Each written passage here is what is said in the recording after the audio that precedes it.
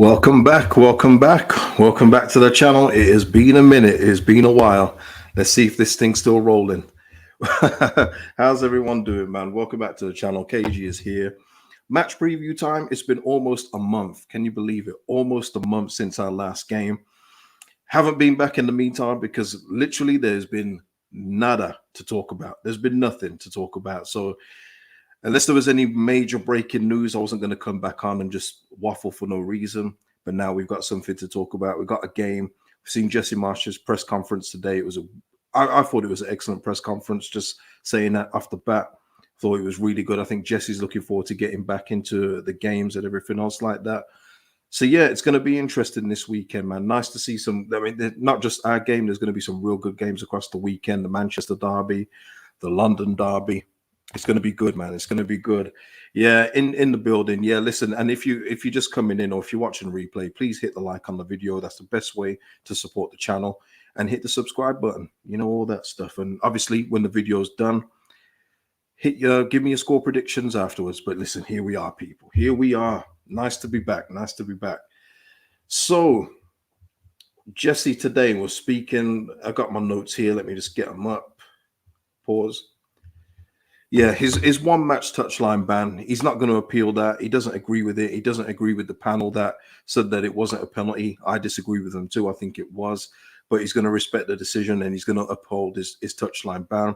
He's probably going to be sitting from the gantry and then communicate with the players at half time. Something that he says that he's comfortable doing. So it shouldn't be too much of an issue. And yeah, that's it with in regards to that. I didn't think he was going to appeal it anyway. I think he would have just taken it. I didn't think he'd agree. But he's kept it respectful and he's just going to move on with it. Just take the ban and move on. And I think that's probably the best bet. On Bamford's fitness, which of course is an ongoing thing. It's something that we're always going to be talking about, unfortunately. He's saying that he's trying to manage him. They're pushing him. He's sharp, but they're careful not to push him too hard.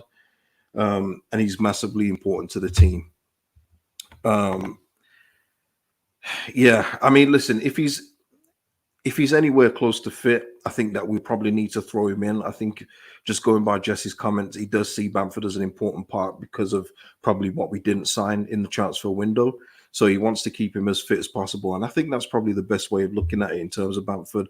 Just keep managing him. He's obviously very fragile, both physically and mentally. And mentally, when I say that, I just mean because of the injuries he's had, he's probably second guessing his body at this time. So he's going to have to look out for himself in that way as well. So listen, yeah, I mean, Donny's saying Bamford needs to start. I would probably say so, but I'll give you my team as we go forward in this. So yeah, that's all on Bamford. Forshaw's got a twisted ankle. Yeah, is it? I mean, he's out. Oh, what a shame. But no, he's out with an injury, which you don't want anyone injured. But yeah, he's out. Archie Gray fractured his toe on an incident at home with a door. Very Leeds United, but you know, it is what it is. Cam saying, I hope Nanto gets a few minutes on Sunday. He might do. I mean, Jesse did retract his statement, and I did say that on the debrief this week. I said it's very likely Jesse's going to take it back. And you know, when you're talking about a full Italian international at that, and we're wondering whether he's good enough for our first team, I think there is a little bit of a disconnect there. So I think Jesse was right to retract that and say he will be involved, and he will be involved in the squad. I don't think he'll start, but I think he will be in the squad. Yeah, Robert saying that, hi all, looking forward to the game. I can't wait. Like just seeing the press conference today, Jesse's enthusiasm, how he was talking, just got me up for the game even more. Like I really can't wait for this round of games this weekend, especially with ours coming up. Hey. And just before I continue, I mean, what a decision, by the way. What a decision to move Liverpool versus Leeds United. I mean, you can move the match. Okay, right. You can deal with that. But on a Saturday at 7:45, I mean, listen, anybody that you say this to will know straight away. We're not talking about Bournemouth versus Brighton here. We're not talking about anything like that. We're talking about Leeds United having Leeds United fans. Listen, great supporters. Of course we are. But all day on a Saturday in Liverpool drinking for an evening game, sometimes you bring problems on yourself. But hopefully all goes well. Just a really mystifying decision. But I do have a theory because we have been bumping certain games in America off. I mean, we've been moving Chelsea off the main schedule, and we've been moved on. I just wonder if it's a broadcasting request from an American station, possibly, because it's such a big game with two big clubs in Liverpool and Leeds. Maybe they requested it to be at that time. It's interesting. It would be interesting to know why it got moved to that time. Because in UK terms, it makes zero sense. Donny Key saying it would be lovely to see JB get some minutes soon. Yeah. Oh, absolutely. Yeah, Donny and Darren here. JB's got to be ahead of Forshaw. That he would be for me, Darren. And this is what I'm looking forward to in terms of our squad. I'm looking forward to these young guys coming through. Jesse talked glowingly today about Sonny Perkins too. Now, I'm not saying Sonny Perkins should start, not even close at this time, but I do think that he should be in and around the squad in terms of when Bamford comes off, that maybe he gets a shot up front. Because for me, Gilhart, you can play behind the main striker and still get the same productivity. Gilhart always looks for the ball, whereas Perkins, for me, will probably be more of a shooter. And we need a couple of those. You know, we can't just rely on two, three people. We need goals from multiple sources. And just the way Perkins is, I know it's a different level, but sometimes you just look at a player, you look at their movement, and Perkins looks like he's got that. He looks like he's got it. And I can see why West Ham fans and my West Ham friends were so disappointed to lose him. And in regards to JB, I just think that he just looks, for me, he already looks better on the ball than Forshaw. And unfortunately, I'm not going to be horrible. It's not hard to be. But I just think that if we give him more first team involvement, it will only be better for his development. I'm looking at some of our youngsters like JB and Perkins as I look at some of the youngsters around the Premier League and seeing if they can make the same impact. Because I think that those two possibly could. It's very interesting. Very interesting, man. Kevin Echo is saying, it was great to hear Jesse say he would never want to go to another club, even if he was off another Premier League club. Yeah, Jesse's caught the bug. That's what happens, man. This is what happens to this club. If you weren't involved before, as soon as you see it, as soon as you get involved, you get bitten by the bug, as many fans will attest. I'm certainly one of those from when I started supporting the team. And it does sound like that. I mean, you never say things like that just in case an unbelievable opportunity came up and then he feels like he's backed into a corner. But of course, he's very happy here. You can see he's enjoying himself. I don't think he was enjoying that relegation battle too much, but you can see he's enjoying what we're currently building here. So it was very good to hear him say that. And the thing is with him, I reckon he does mean that right now. And that's not to say, if let's just say in a year's time, if he gets an offer from a club that he can't resist, that he never meant it today. I do believe he meant that today, just going by his body language. So yeah, good to hear from Jesse, because I do really like Jesse Marsch. I gotta say. Darren saying he's really excited by Nanto. Looks like a wild card. Yeah, he's going to be. That's what I'm saying. Him and Gilhart for me are quite similar in the way that they're forward players, but they look like they do so much more than try and score goals. They can build up the play a lot more. I think they can link up the play a lot better. Whereas Perkins, for me, I think he's just going to be the one to just finish him off. So yeah, it's exciting. It really is exciting. Some of the options that we've got coming through. Gordon White saying our bench is so much stronger this season. A lot of the youngsters are promising. I completely agree. And it's a point, isn't it? We're looking at JB, we're looking at Perkins, and last season we was looking at McKinstry. And I think McKinstry's gone, isn't he? And that's the difference. That's the difference in levels. That's what you've got to do. So absolutely, Gordon, we are much stronger.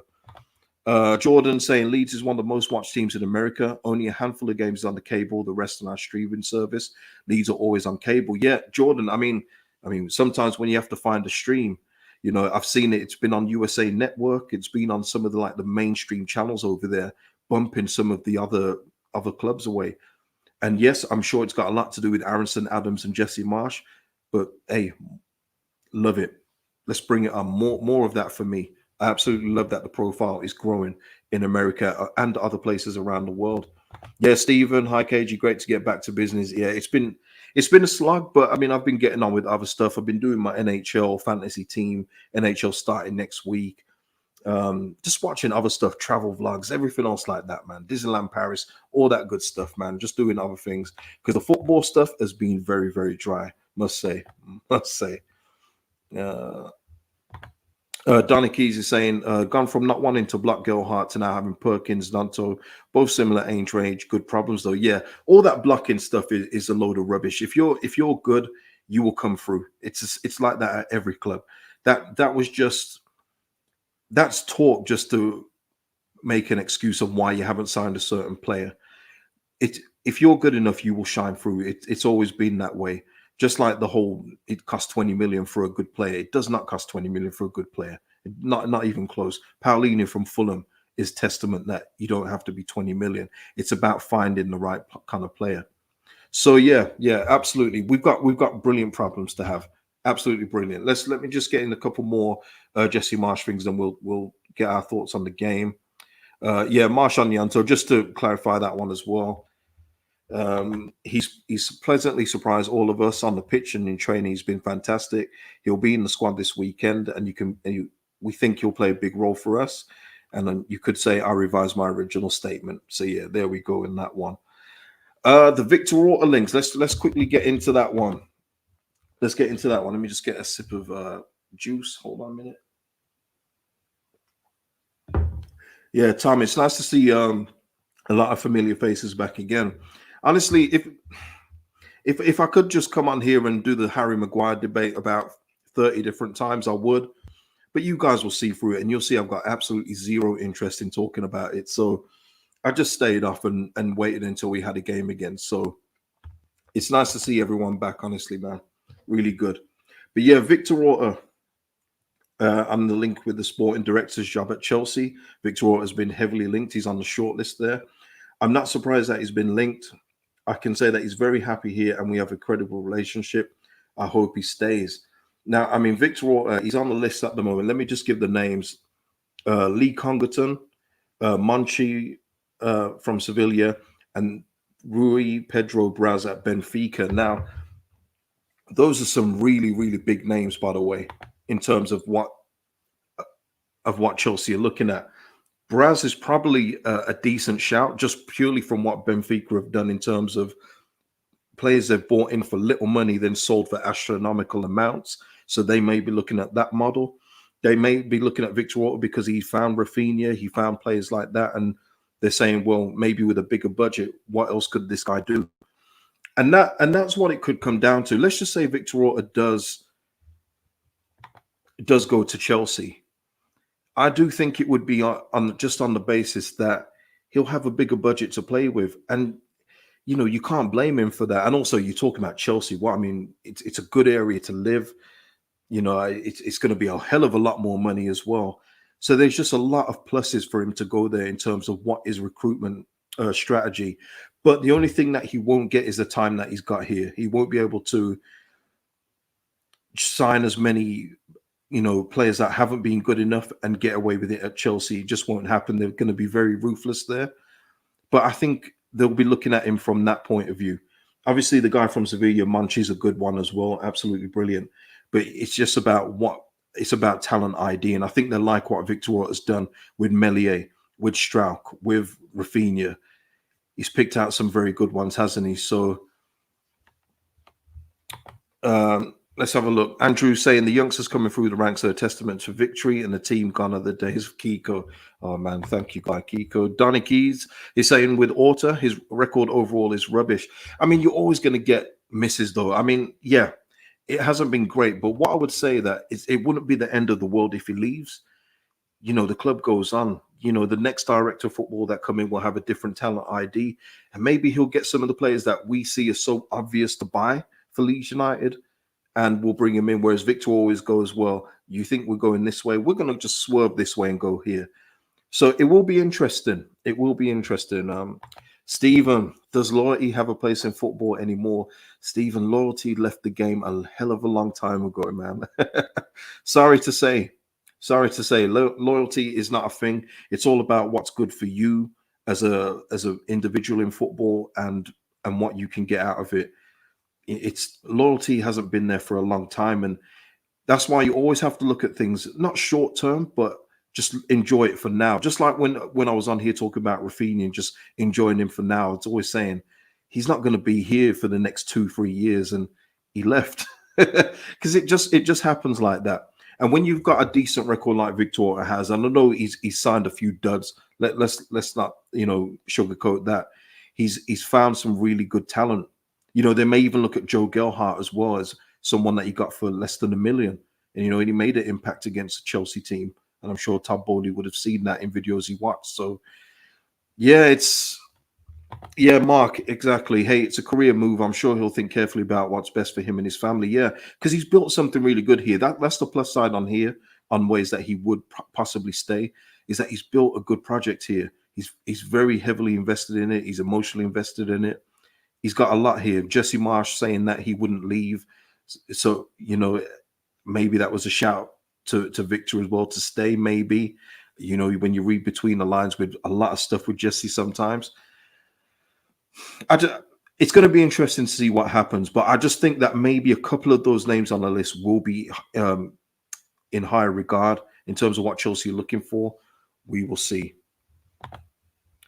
Nappers, though, is saying in regards to Orta, sure, he found Raf, but he also found Llorente, Firpo, Rodrigo. But negatives outweigh the positives, in my opinion. Yeah, it's fair. It's fair. I'm not going to argue against that, Napper. Definitely not going to argue against that. Tom Bennett on the counter, though, says, got to remember he's been operating the bargain bucket for a while. Hopefully not for much longer. Yeah, exactly. That's what I mean. I can again, not sitting on the fence, but I can see both sides. But for me, he's not somebody I'll look at and say it's the end of the world if he leaves, because you will just get another director of football. But on the plus side, on the plus side, see what he's trying to build here, and within the budget restraints he's had, which I think would be appealing for him to go to Chelsea, because they're spending money very, very freely. So yeah, Cloud Dizzle, Leeds United withdrawal symptoms. Yeah, we've had it. Econ is saying, I know nothing about directors of football except our own. Wouldn't know if a replacement is decent or not. Econ, you would. I mean, well, you will get to know. I mean, director of footballs are the ones that are doing all the purchasing. You look at Edu at Arsenal. The big Brazilian contingent there has been a big part of him. You look at the old Brighton scout. The Brighton scout that's now at Newcastle. He's the one that found all those players like Trossard and all these guys. The director of footballs are very, very important to the club. I mean, if you want to look at it on the other side, Manchester United, when they had Ed Woodward, I think he's gone now, but he'd just be splashing out on the biggest name and then leaving holes in the squad. They're very important to your club. That's why it's an important job in football now. Yeah, Benny, nice to see you, man. Benny, let's go, KG. Boom, boom. Yeah. Kevin's just asking, has Orta actually said he wants to go to Chelsea, or is it just rumors? Yeah, it's not rumors, because I mean Jesse pretty much confirmed that he is on that Chelsea shortlist, so he's definitely in consideration. But it's just something we'll have to wait and see for now. But I'm interested to get people that are watching it, put in your thoughts in the comments below and let me know how you feel about the Victor Orta stuff.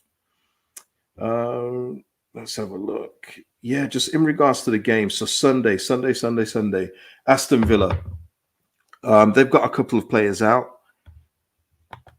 This week. I think Matty Cash is out, which is very, very vital. I'm a huge fan of Matt Cash. I think he's brilliant. I thought he was brilliant at Forest, but he kicked on at Villa. I think he's going to be out. They've got a couple of injuries in there, but I'm more focused on what we're going to do. He mentioned Firpo's doing more with the group, so I'm thinking that maybe Firpo's not going to start. Maybe he'll come on as sub, which is disappointing, because I would like to have seen Firpo come on just for that natural width on the left-hand side going forward. I think that we need that in some of the spots, especially when Strauch and Harrison are linking up. Strauch isn't going to whip in that ball first time, and Jack doesn't have the overlapping fullback to rely on. So it's going to be interesting. If Firpo is fit to start, I would probably start him. I know there's defensive deficiencies, and it's interesting. Somebody left a comment on the debrief, and it's somebody that watches my channel too. I would rather have a fullback that does everything. And listen, I would too. But we're not in that position. I mean, if we had players that did everything in every position, we'd be challenging for the league. So we have to go with what we've got. We've got some new quality players that are really good. We've got some players that are doing a job well. We've got some players that are developing, and some players that shouldn't be here. That kind of aligns of where we are right now in the table and where we probably will finish at the end of the season. It's just something we have to live with. That's the reality of our squad. Just on the director of football, Mark Atkinson's asking, so if the director finds the players, does the manager then have to approve the appointment? Have to approve the appointment. So if the director finds the players, does the manager? Oh, you mean does he have to approve the signing? Right. Not a lot of the time. You would have seen with Chelsea, a brilliant example again. They literally signed a bunch of players in the window and sacked Tuchel. Was it a week later?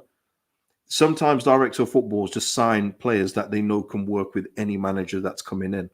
Unless that manager is a long-term thing. Think of us with Bielsa, where it was vital that Bielsa had to have the say-so with the players.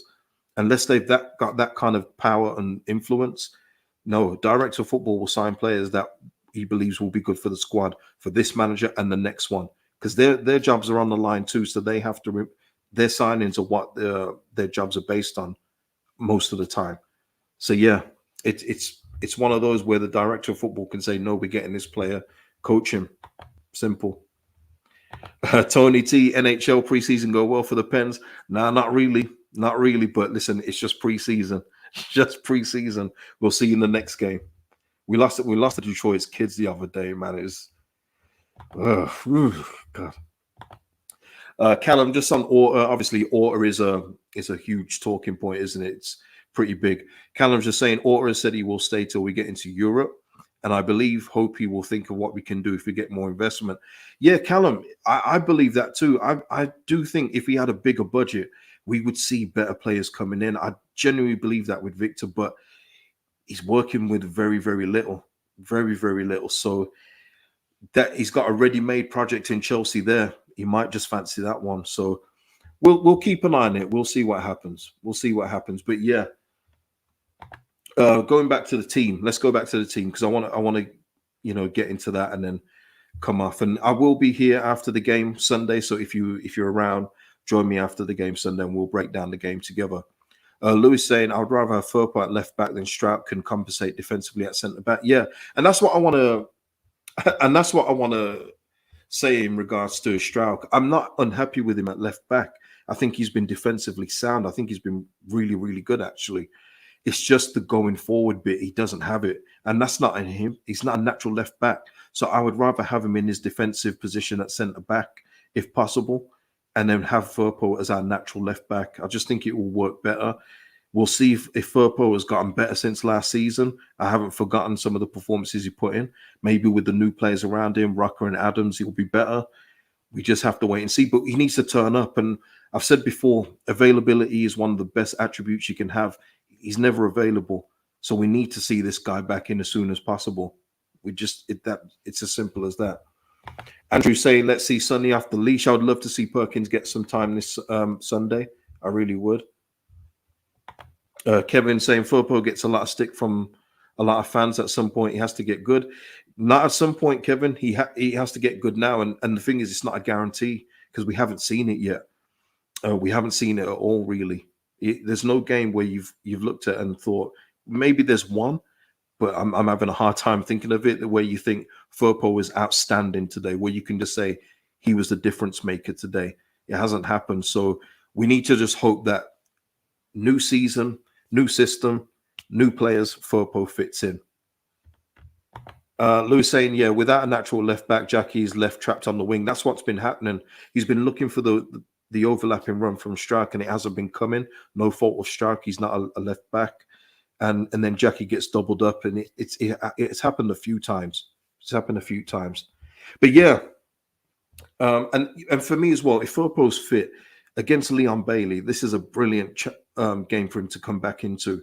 Brilliant game for him to get back into the swing of things, because Leon Bailey has actually been pretty good for Villa so far this season. So let's get him back in. Mark Atkinson, Villa are going to attack down the wing, so the wing backs are going to have to be on it Sunday. Yeah, absolutely. And he mentioned that today in regards to Rasmus doing well on international duty, and that Luke Ayling is ready. I think Bandy, I've lost your comment because it was a pretty good one. Yeah, Bandy saying, who the hell is Rasmus Christensen? Long live Luke Ayling. Bandy, man. He's sown his master that promoted team so much. I love Bandy, though, man. He's funny. He's funny. But yeah, he's confident in both players, but I think he will stick with Rasmus. But he's just saying that Luke will be ready to step in when he's needed, and it's got to keep Luke hungry. It has to, and Rasmus has got to get better for me. Ego saying now, Rasmus man of the match, calling it now. I hope he brings that confidence from Denmark here to Leeds. We need to see it. We need to see him get further forward. That was what his strengths were for me. Getting forward, putting in like low buzzing crosses, shooting. Like he's a bit of a goal scorer, and we haven't seen any of that so far. So hopefully his confidence is up after a good performance against France, and we get that Rasmus back for Aston Villa. Let's see. Let's see. Andrew, Villa has quality in the yeah, Villa absolutely has quality, but for me, these are games at home, especially that we need to be looking at 3 points against Aston Villa. They're not doing that great. Yes, they've got quality in their team, but we have to be looking at 3 points in these kind of games. We've got 1 point in 9 in the last 3, and when you look at the teams in totality, Everton, Brighton, Brentford, that's a pretty poor return. But this is a perfect chance for us to get back in the winning column and get 3 points on the board. And Villa and Villa fans will be looking at us the exact same way. Make no mistake about it. We are one of those teams too, where people look at us and go, we can get at Leeds and we can get a win here. So it's important for us to put down the marker, lay down the marker and get at them.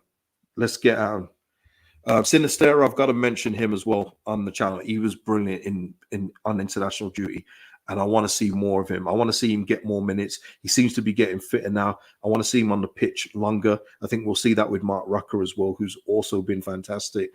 Tyler Adams had a good international break. America on a total didn't really have a good international, and I'm sure the American fans will tell us that they weren't that pleased with America. But we've had some international quality. Our players have been doing well at international duty this break, so let's hope they carry it forward. For me, my lineup would be Melier, and if fit, and then this is it: Firpo left back, Rasmus right back, Strauch Koch in the center. Obviously, the Rucker Adams double pivot. Let's go. And then Harrison, Sinistera, Aronson, and if he's fit, Bamford. Let's go. Let's do it. Let's do it. That would be my lineup at this current time. So yeah, get me your lineups in the comments below and let me know what you think. Lewis, Firpo get mashed up by Leon Bailey. Pause. Big pause. Huge pause. Bandy saying, when you reach the age Luke Ayling is, you're going to take your game more seriously. Yeah, listen, Bandy, for me, I just felt that it was all too comfortable for Ayling. He didn't have a Christensen to battle with, and I think he took it for granted. Oh, and his quality isn't that good for me, but I do think that he took it for granted. So now he's having to battle. So hopefully when we see him again, he'll be putting in performances like he did in that 25-minute cameo versus Brentford. But again, different story when you start in the game and setting the tempo than coming in with 25 minutes to go. So we'll see. The original DJ is saying the Villa is a must-win. A must-win. I mean, it's early for a must-win for me, but I wouldn't like to lose the game. I say that, but for me, it has to be 3 points, just to get that weight off our shoulders from the last 3 games. You know what I mean? I think it's important. Interesting as well with Llorente, by the way. Just want to bring him up.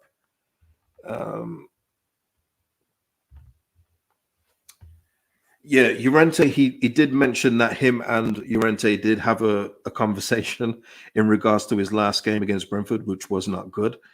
And Llorente understands that he has to be better and things like that. And also that Llorente has to understand that they're going to have to get in guys like Cooper and players like that again. So it sounds to me, if you read in between the lines, that maybe Llorente won't be starting this game against Villa, unless he's going to give him another shot just to see if he can take the advice on board and work through it. But it does sound like Llorente probably will drop to the bench just on those comments. But it's going to be interesting to see. But it was obvious Jesse was going to speak to Llorente about that performance because it was a disaster class. William saying Villa will be out fighting for Gerrard's job, or he could possibly be sacked. So we need to use that to advantage. Yeah, advantage. Absolutely. Yeah. That's what I'm saying. Their squad of players should be doing better than they are. You know, you think about Danny Ings up front. You think, I mean, Ali Watkins here and there. I think, you know, the way that he runs the channels and things like that. But then it's their midfield, like Jacob Ramsey, Douglas Luiz, who's been brilliant so far this season too, by the way. McGinn, the little workhorse in there. Kamara, who I think's injured as well. But they've got so many good options there. And Martinez in goal, they should be doing better than what they're doing. And that's why, yeah, William, you're absolutely right. We've got to take advantage of that. So I'm not saying it's going to be an easy game, not even close. And Stephen's saying here, scores, we'll do that now as we wrap up. My score prediction for the game, Stephen, and everyone else, please get your scores in now. If you're watching the video after, put them in the comments. 2-1 to Leeds. 2-1 to Leeds. And I think it's possible. I think it's more than possible. Andrew saying Cine has said he's ready to explode. Cine's going to be brilliant for us, man. He's going to be brilliant. He's that X factor that Rafinha's left behind. And I think he's going to be one of our talisman. I think he's going to be one of our main goal scorers. Tom Bennett saying 3-1 Leeds. Yeah, love that. William saying 3-0 to Leeds. Clean sheet, yeah. Interesting. Yeah, if we get a clean sheet, I think Gerrard might be gone. Kevin's got this was 3-1 to Leeds. Love that. Mark is going for Leeds. Good game. Good game. Stephen 3-1. Napa 3. Econ 2-0. Leeds clean sheet. Does anyone think we're not going to pick up 4 points or lose the game? Sounds like everyone's confident, man. I love that. I love it. Everyone's buzzing for the games to be back. Everyone just wants to see Leeds again. Let's do it, man. Louis saying 4-2 Leeds. Yeah. Scott Lightning saying, I prefer Rock and Adams and Arison over Ramsey, Louise, and McGinn. Cine over Bailey. We are better than them. Ooh, yeah. Yeah. I'm listen, I'm not going to disagree with that. I absolutely love what we've got in those 3 players that you've just mentioned. Love it. Like, if they were on another team, I'd be like, why didn't we get those players for these prices? And again, going back to Victor Orta, that's one of his pluses. Rucker, Adams. Rucker only cost that much because he wasn't playing a lot at Bayern Munich. That's the only reason. He's not injured. He's not an injury-prone player. Not even close. He just wasn't getting the game, which is understandable. And the Bayern Munich team, you know, Adams, Leipzig were ready to move him on. They obviously had different plans. These are brilliant players, and again, that's why Chelsea were probably looking at him. That he can find players of that ability for this kind of price. What can he do with a bigger budget? But you're absolutely right, Scott.